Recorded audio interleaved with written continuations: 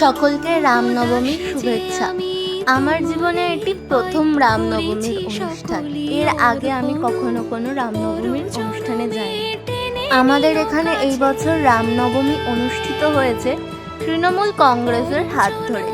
নামটা নেওয়ার ইচ্ছা আমার ছিল না, তবু নিলাম একটি বিশেষ কারণে। সেই কথায় আসছি পরে। তার আগে বলি, এখানে মণ্ডপ সজ্জা থেকে প্রতিটা জিনিস সত্যি অসম্ভব সুন্দর হয়েছে। তবু এমন কিছু মানুষ আছে যাদের শখের কাজ হলো কোনো কিছু বিবেচনা না করেই মানুষকে দোষারোপ করা। তাদের ধারণা এটা একটা কম্পিটিশন করে পুজো। আর এটা ভেবে আরো বেশি অবাক লাগছে যে বিভিন্ন নিউজ চ্যানেলেও এই একই কথা বলেছে। এই উৎসবটি হিন্দু মুসলিম সকলকেই সম্মিলিত করেছে। এটা যদি কম্পিটিশন হয় তাহলে আমি বলবো এই কম্পিটিশন সবার করা দরকার। আচ্ছা, আপনারা কেন বোঝেন না বলুন তো? ঈশ্বর সবার কাছে আসে না।